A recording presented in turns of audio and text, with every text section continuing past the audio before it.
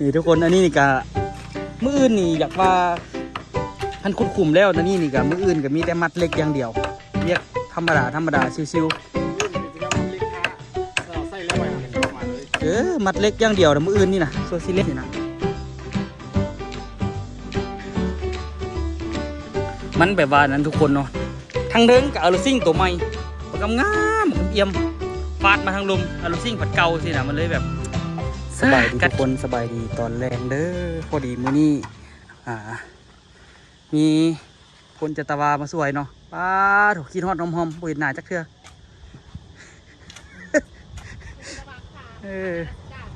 ข้างานราชการที่ใส่หุ้หากมามื้อนี้เนาะมื้อนี้นี่กะมัดแบบแล้วกะเทคานทั่วไปนะทุกคนเนาะกะว่าสิให้มันแล้วไวๆแหละต้นตาลมาสวยนี่รู้สึกแบบบ่เมื่อยปานใดเว้ยปกติแรงสำนี่หอบก็มาบละเป็นสิตายแต่ละมื้อ9 โมงนี่อยากว่าสลบแล้วเด้อแต่ละเทื่อนี่อันนี้นี่กะพอดีเล็กเหลืออีกอันนึงก็เลยมาเกี่ยมเทคานอีกเลยเนาะทุกคนเห็นแล้วเด้อที่มันวิดเล็กนี่เอาขึ้นเทิงนี่ติอันนี้ก็ยากกันก็คันบุญคนจับให้ก็ได้คนหนึ่งจับคนนี้ทางนั้นจับทางนั้นก็คือว่าใครได้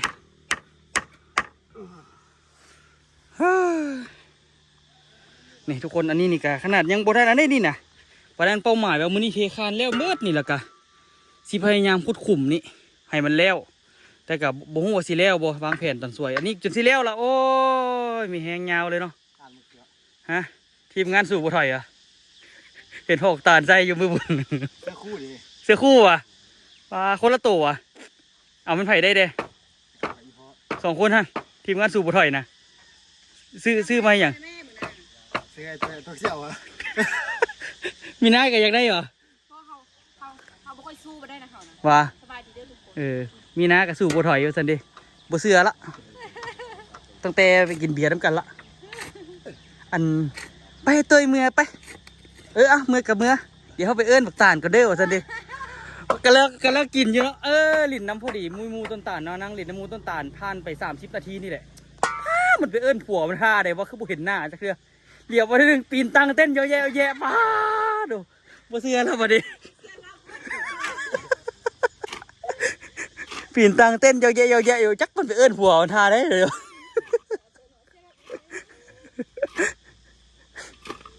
เดี๋ยวงึดแต่ว่าไปเอิ้นบักตาลก่อนนี่แหละนี่ทุกคนอันนี้นี่กะมื้ออื่นนี่อยากว่า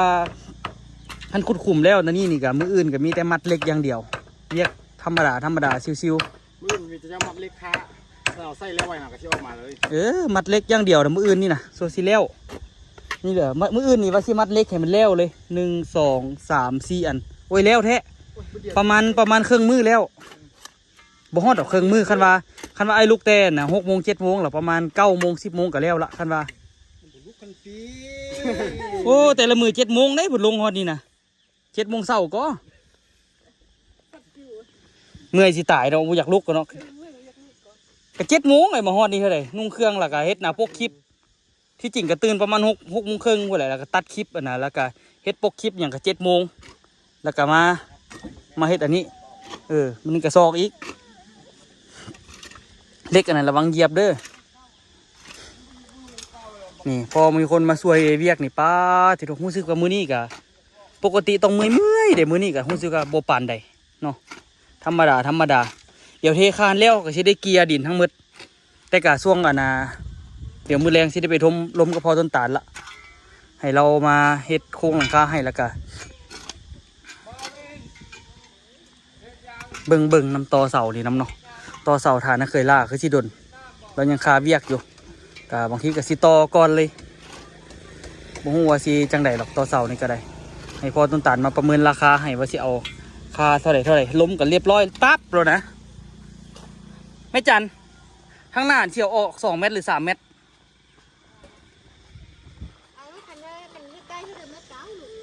ได้หลายสุด3 เมตรมีนาจับนี่ดูจับใส่หัวเสานี่มึงดูนั่นแหละนี่แหละ3 เมตรกับพอดีเด้แม่จัน อืม มือ2 เมตรมันด้วย2 เมตรครึ่งด้วย 2 เมตรครึ่งคำนี้2 เมตรครึ่ง 2 เมตรครึ่งก็ได้ 3 เมตรวะ3กับ3 คันละได้คันละมันได้2 เมตรครึ่ง2 เมตรครึ่งได้คันเขาเฮ็ดมาได้3 เมตรก็3 เมตร เอาพอต้นตาลไปได้หลายสุด3 เมตรนะเคยเว้าแล้วมันกับประมาณนี้2 เมตรครึ่ง3 เมตรกับประมาณนี้โอ้คันได้3 เมตรนี่ถือว่าซ้ำสีนั่งซ้ำสีสบายเอารถมาจอดฮะ 10 ปลาย ยาวตีมัน4 เมตรผมว่าเพิ่นจีบเพิ่นขึ้นมามันว่าจีบเสือมันคนละสีแล้วมันจีบงามมันจีขี้ลายย้ำสังกะสีเก่าเพิ่นว่าอุตส่าห์เฮ็ดหานมือล่ะเพิ่นว่าจะเอาไว้เฮ็ดอันน่ะคอกรถเอาสิเด้พอวันน่ะเด้อบ่ทำอิฐน่ะว่าจีเซอพอว่าจีเซอแล้วขึ้นมาปุ๊บสีมันโดกเบิ่นล่ะอุตส่าห์เฮ็ดหานบักกะมือล่ะสังกะสีอลูซิ่งผัดเก่าสินะถ้าอิฐเพิ่นยังจีเซอแต่สังกะสีนี่ซื่อๆแต่ขึ้นมากับเปลี่ยนอันอลูซิ่งมือหมดเลยซะสินะมันแบบว่านั้นทุกคนเนาะทั้งเดิงกับอลูซิ่งตัวใหม่บักกำงามบักกำเอี่ยมฟาดมาทางลมอลูซิ่งผัดเก่าสินะมันเลยแบบกัดเขียวสู่ซื้อตัวใหม่เลยซะหลังจากเฮ็ดแล้วทั้งหมดนี่ว่าสิอันนั้นอยู่ว่าสิเฮ็ดแล้วทั้งทีแล้วก็บางทีว่าสิขึ้นห้านใหม่อยู่ทุกคนแต่ว่าอันนี้ใส่เขากับบริใส่ คนอื่นละใส่อย่างพร้อมใส่อันน่ะเสาเอกเนาะเขาตั้งเสาเขากับบริเฮ็ดเขาก็เลยแบบว่าอุตส่าห์สิขึ้นห้านใหม่แล้วก็อาจจะส่วนไม่สุกส่วนไอตีส่วนไอมดก็จะมาเตเวียงพุ่นมากินอยู่นี่กับสิส่วนแต่ญาติพี่น้องกันนี่แหละบริเฮ็ดใหญ่เฮ็ดเตหลายดอกคันเฮ็ดใหญ่เฮ็ดอย่างไรมันสิเป็นเรื่องใหญ่ เจือกตานแห่งทีมงานสู่บ่ถอยตายเลย จักบ่ล็อกบ่ได้กับเพื่อนเนาะเดี๋ยวเอาคิวเดี๋ยวอยู่เงินคิว10ว่าคิว9ว่ะเดี๋ยวเอาตู้คิวขึ้นมาห้องเพลงยองอยู่นี่จักมือหนึ่งได้อยู่แหละเนาะ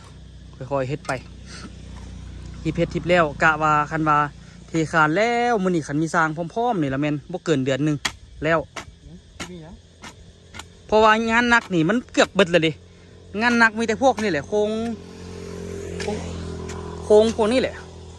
โครงรางพื้นฐานพวกนี้แหละพวกพื้นฐานพวกอย่างนี้เทคานเทอย่างกระจุกกระจิกทั้งลุมนี่โอ้ยยุ่งแล้วก็นักคันเทศแล้วนี่กอนี่วัดที่โท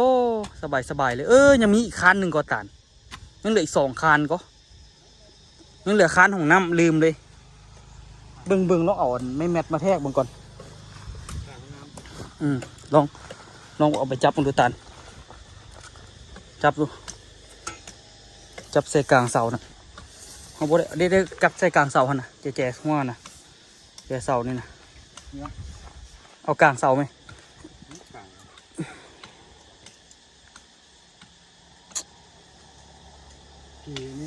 พอใหม่เอาไว้กลางเสาทั้งกลางนะกะว่าเม็ดเท่าไหร่ดีป่ะเม็ด80ป่ะไงโพดเนาะเม็ด80เนาะของน้ำนี่นะคิดว่าน่าจะเอาเม็ด50พอละประมาณนี้คานอ้อมนี่ป่ะที่คานซัดใส่ตัวนั้นแหละที่คานกอฝ่านะโอ้คานลอยกันคานลอยให้กันน่าจะซ้ำนี่แหละหรือว่าเอาที่จริงนี่เม็ด50นี่ก็ถือว่ากว้างเติบอยู่ก้อนนี่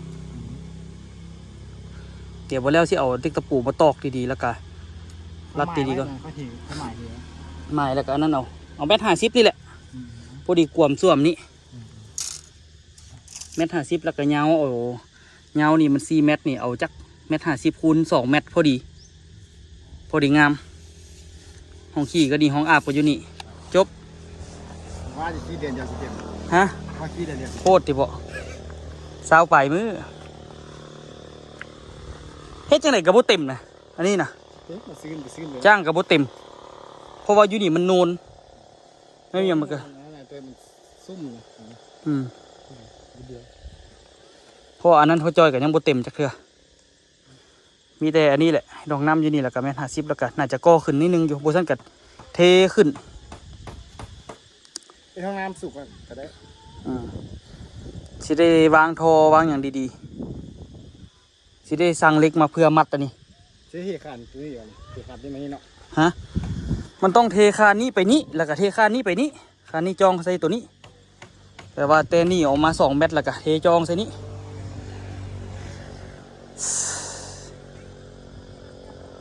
เฮ็ดตรงนี้ให้แล้วกันเนาะไป ฮะ ไปเฮ็ดตรงนี้ให้แล้วกัน เออ เดี๋ยวขาดนี่มันขี่ไม่ยากหรอกไม่เดียว ใส่เหล็กก็อาจจะใส่เหล็กน้อยก็ได้ตัวนี้มันโบอย่างไร บริหารน้ำหนักหลาย บ่ได้หับน้ำหนักหลายไม่ได้หับแต่ฝาซื่อๆฮะเดี๋ยวไปสั่งเหล็กเพิ่มจัก2 เส้นพอบ่วะ2 เส้นก็เหลือในเดียวอาจจะได้สั่ง3 เส้น3 เส้นกับพอบ่วะ2 เส้น3 เส้น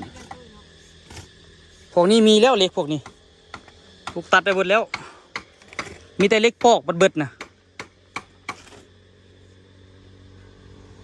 จัดไปใครดอกมีทีมงานสูบุถอยมาเฮ็ดช่วยโอ้ยเป็นการเครียดสบายเดี๋ยวนี้มันสวยนี่ยังบกล้าหับปากเทว่าสิไปเพราะว่ามันทรงสิเมื่อยคันมีคนมาช่วยอันนี้โอ้สบายเลยบ่เมื่อยหลาย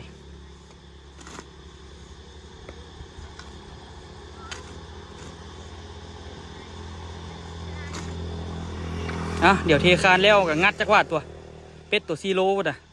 มันนะพร้อมอยู่มันเนาะงัดอยู่เทคานนี่แล้วมันกับใกล้สีแล้วมืออื่นนี่คันว่าตั้งใจนี่มืออื่นแล้วก็ยังได้นี่ เลี้ยวเลยเนาะสิบุเลี้ยวเท่ข้านมันมี พื้นใด มัดเล็กเขาแบบเดียวละขนาด เทคานมีเลยวัดเล็กกับอันคนปูนนี่แหละมีแต่มือเทพื้นท่านคันมีคนเกณฑ์คนมาเด้อไหนพออึดอีกมองว่าเห็นหน้าพอว่า3 คนยิงแค่ใส่กันอยู่ เดี๋ยวจะอ้ายเดี๋ยวหน้าด แต่ว่าสิขึ้นโค้งแล้วก็นั่นก่อนแถวนี้ก็สิค่อยๆมาดินแล้วค่อยๆเหยียบไปก่อนได้อยี่ดอกเดี๋ยวอันนั้นเลยทุกคนเดี๋ยวนี้ถ้าพอสดเฮ็ดอันนี้เลยเราก็สิไปค้นปูนผสมปูนแล้วก็เทใส่ละ เรื่องมา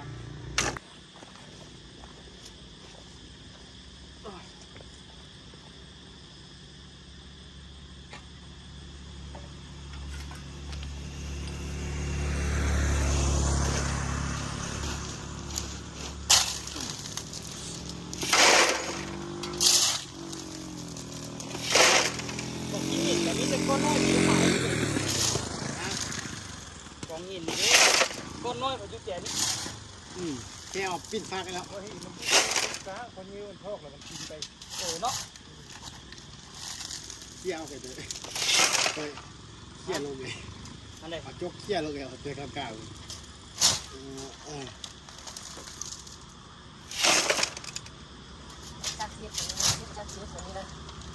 เราก่อน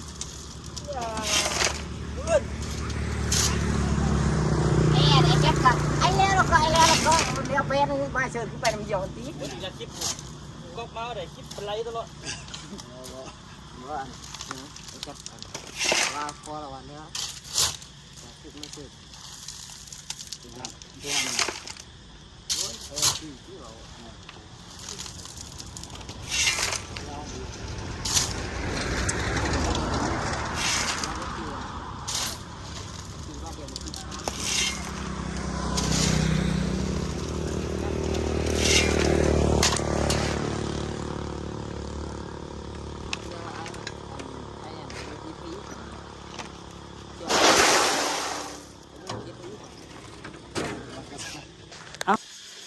ทีมงานสู้บุไทยเขาเทอย่างเดียววะนี่เห็นได้เงาเจ้าของอันนั้นก็เกือบพอได้นะอาจจะพอแต่เกือบพออาจจะพออีกเดี๋ยวสิเจียนดินตัวนี้ลงก่อนจะไปเอาเสียมก่อนเลย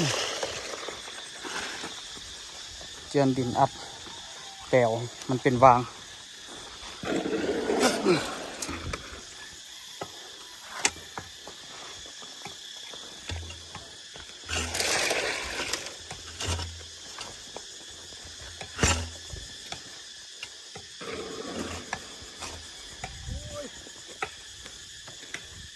ไปเชียร์เพื่อน เป็นยัง สายโค้ง เดี๋ยวแล้วล่ะโอ้น้องแสงดาวนี่มันก้อนน่ะนะพญาธันวาสมเนาะ ซีเมนเฮ็ดสิตัวเขาจะเสื้อเลย เป็นยังว่าอะไรคือว่าเว้าง่ายแท้ การที่เอากันเป็นง่ายเลยตัว คือตาลได้ที่เอาง่ายปานนั้นเนาะ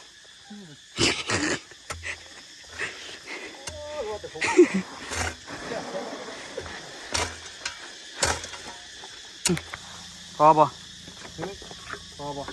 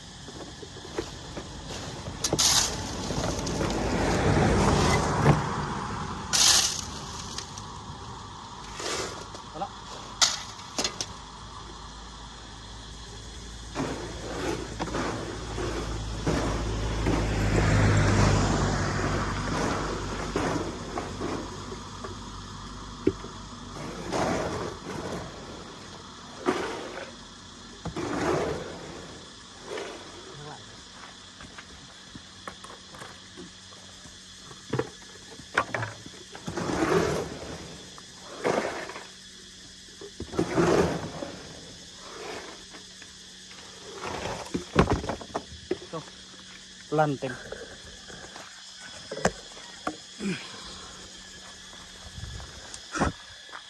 เทคานนี้แล้วนี่โอ้คักเลยทุกคนนี่เล็กเบิดๆเสียได้นี่คันบ่หมดดิใส่อีกคันนึงแล้วได้นี่นะคันนี้นี่ ใช้อีกแล้วเลยเนาะ สมปูนอีกเป่านึงแล้วมันจบเลยเนี่ย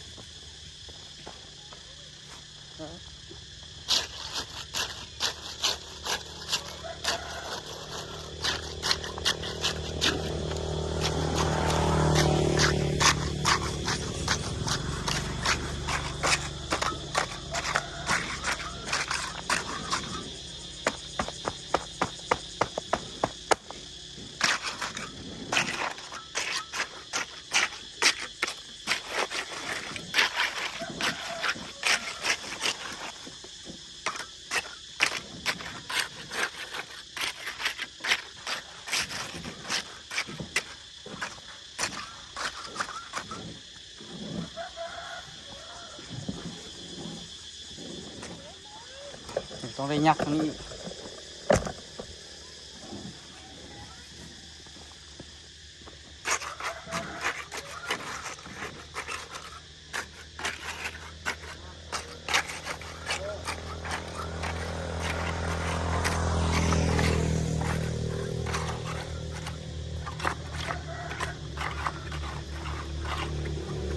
จะเจ็บมันก็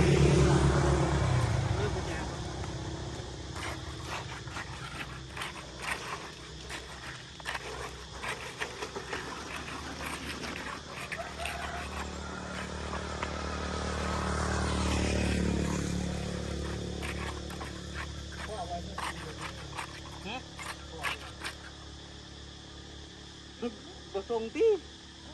บ่พอหรอก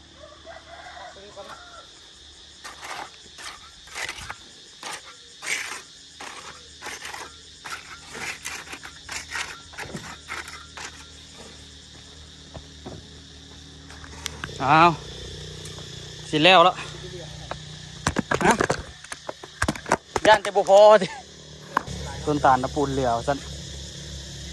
ที่ท่าเบิ่งอยู่นี่มันสิเหลือบ่หรือสิบ่พอตอนนี้เคลียร์ไปนี่ละยังอีกประมาณ1 2 3 4ประมาณ7 คุตานได้อยู่ว่า7 คุฮะพอดีนี่ไหนวะ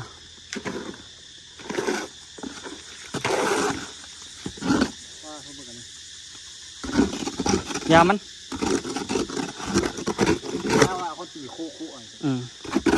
โคไปโคมาแตกเปาะไปค่อยเอาเกียงซ้อออกก็ได้ไปค่อยเอาเกียงซ้อออกก็ได้ ตีข้อเราไม่ซัก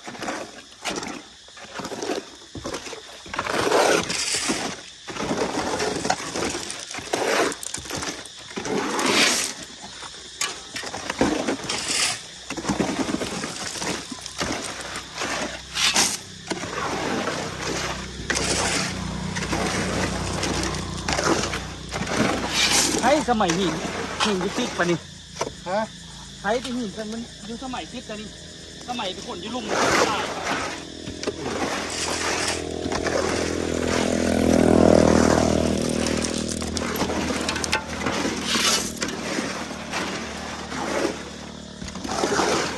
ดีเนาะ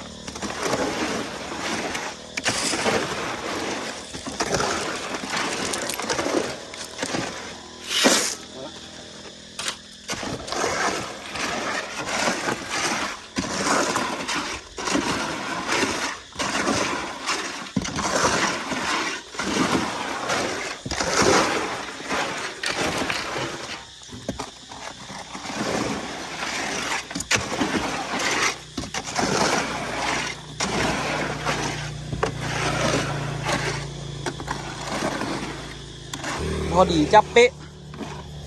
นี่พอดีเป๊ะ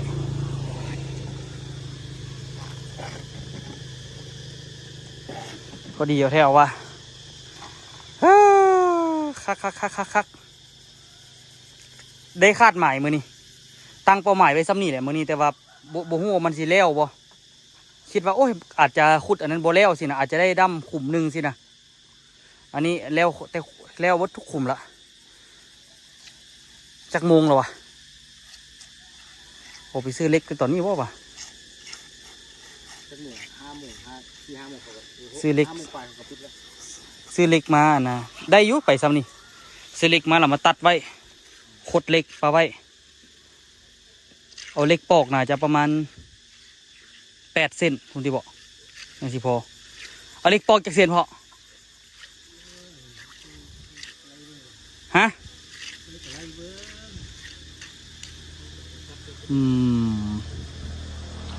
ซื้อก่อนเอามา10 เซนรายคานตัว1 2 3 4 5 6 7 8 10 เซน1 2 3 4ก็น่าจะเอามาประมาณจัก8 เซนพอดี8 เซนได้อยู่ประมาณ8 เซนหรือบอกก็เอาเพื่อเลยประมาณ10 เซนคือเก่าบ่ปะ เอามาประมาณ8 เซนแล้วสิมาตัดแล้วก็สิมาขุดไว้ตอนแรงนี่คันบ่ได้ไปใส่มืออื่นกำมัดเอาจกจุ่มน้ำเลยได้ไหมเก็บเท่านี้แหละกองไว้เท่านี้แหละบ่เสียหรอกแท้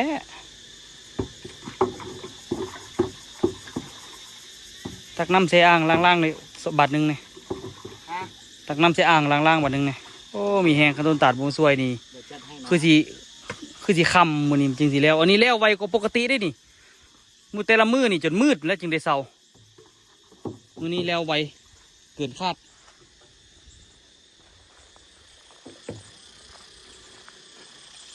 เรียบร้อยอันนี้ก็ได้ แต่ว่าอันนั้นตัวนั้นรู้สึกจากเลิกโคตรที่ได้เอาดินใส่อีก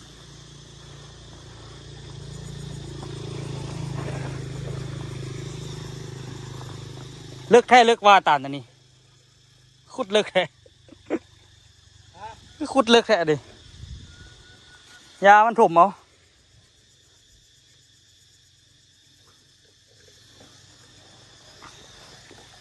โอ้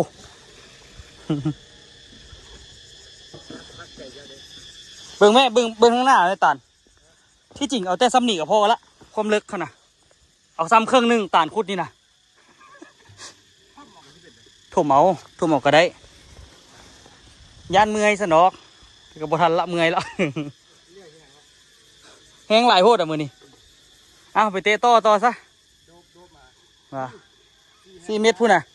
4 เมตรพูดน่ะมือนี่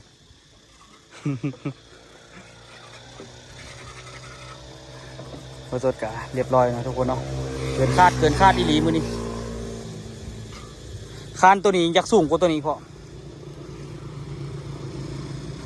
คนกอสูงเนาะ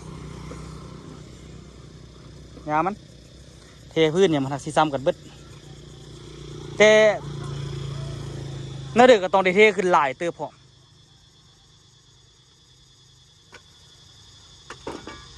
มึงไม่นาดินบอกไกลายบอกสั่นก็ต้องได้ปรับหลายเติบเลยนี่เนี่ยน้องอูได้อย่างมาเด้ โอ้เมื่อกี้กำลังจะเก็บผ้ากันกลับมาแล้วเห็นชุมนุมกันเนี่ย ป้าถูได้ปรับหลายเติบได้ดิทางหน้านี่ เจ้าคนที่รักโทรศัพท์ ฮะ โทรศัพท์เมื่อกี้ เป็นหยัง เขารักโทรศัพท์เรา ได้หรอวะ จองบ่ได้เลยใจรักเลยเขาคิ้วเลย นี่นะ บุหูหน้าวะขี่ไปทางใด คิ้วของกู โอ้ เป็นน้อยซ่องคน 2 คนที่คันชีขาวบุกี้กับมีบักนึ่งผมทองเขาเห็นที่เขาแล้วก็ออกไปกินเฮ้ยที่ว่าตอนเขาบ้านเขาที่เขาก็เบิ้งอยู่2 คนที่คันชีขาว มันคือหน้ามันอยู่วะ แต่ว่าเห็นด้วยเห็นไหนเราชี้เขาหาแล้วเขาชี้ออกมานี่นะ เอาจ้อยเทอันนี้นะเทอันนี้นะมองมันคือเทอีกว่ะ มองใด เทข้างที่เราเข้าฟังนั้น มองใด นี่ฟังนั้นนะ ฝักใด ฟังคุณนะ กระเทแล้วแต่แรกๆเลย อ้าวมันคือมาซ้ำกัน มันบ่ซ้ำกันแล้วอืมมันเอียงไปทางนั้นแมันบ่